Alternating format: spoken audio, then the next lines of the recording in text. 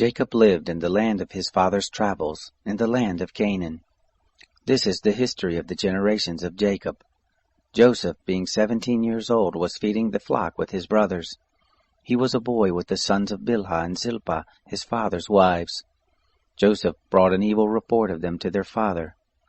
Now Israel loved Joseph more than all his children, because he was the son of his old age, and he made him a coat of many colors. His brothers saw that their father loved him more than all his brothers, and they hated him, and couldn't speak peaceably to him. Joseph dreamed a dream, and he told it to his brothers, and they hated him all the more.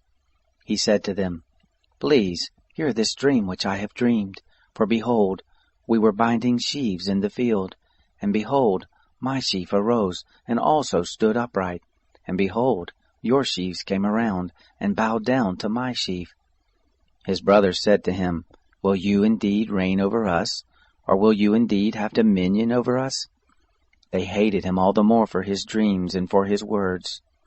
He dreamed yet another dream, and told it to his brothers, and said, "Behold, I have dreamed yet another dream, and behold, the sun and the moon and the 11 stars bowed down to me." He told it to his father and to his brothers. His father rebuked him and said to him, "What is this dream that you have dreamed? Will I and your mother and your brothers indeed come to bow ourselves down to you to the earth?" His brothers envied him, but his father kept this saying in mind. His brothers went to feed their father's flock in Shechem. Israel said to Joseph, "Aren't your brothers feeding the flock in Shechem? Come, and I will send you to them." He said to him, "Here I am." He said to him, "Go now, see whether it is well with your brothers, and well with the flock, and bring me word again." So he sent him out of the valley of Hebron, and he came to Shechem. A certain man found him, and behold, he was wandering in the field.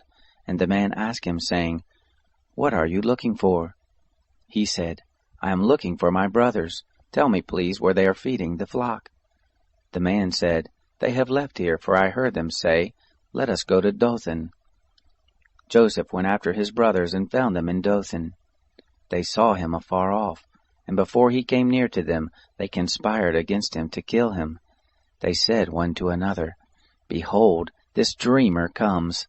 Come now, therefore, and let's kill him, and cast him into one of the pits, and we will say, 'An evil animal has devoured him.' We will see what will become of his dreams." Reuben heard it, and delivered him out of their hand, and said, "Let's not take his life." Reuben said to them, "Shed no blood.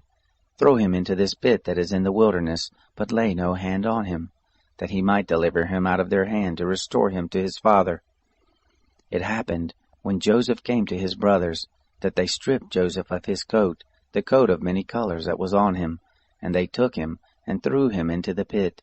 The pit was empty, there was no water in it. They sat down to eat bread, and they lifted up their eyes and looked, and saw a caravan of Ishmaelites was coming from Gilead, with their camels bearing spices, and balm and myrrh, going to carry it down to Egypt. Judah said to his brothers, "What profit is it if we kill our brother and conceal his blood? Come, and let's sell him to the Ishmaelites, and not let our hand be on him, for he is our brother, our flesh." His brothers listened to him. Midianites who were merchants passed by, and they drew and lifted up Joseph out of the pit, and sold Joseph to the Ishmaelites for 20 pieces of silver. They brought Joseph into Egypt. Reuben returned to the pit, and saw that Joseph wasn't in the pit, and he tore his clothes. He returned to his brothers and said, "The child is no more, and where will I go?" They took Joseph's coat, and killed a male goat, and dipped the coat in the blood. They took the coat of many colors, and they brought it to their father, and said, "We have found this. Examine it now, whether it is your son's coat or not." He recognized it, and said, "It is my son's coat. An evil animal has devoured him. Joseph is without doubt torn in pieces."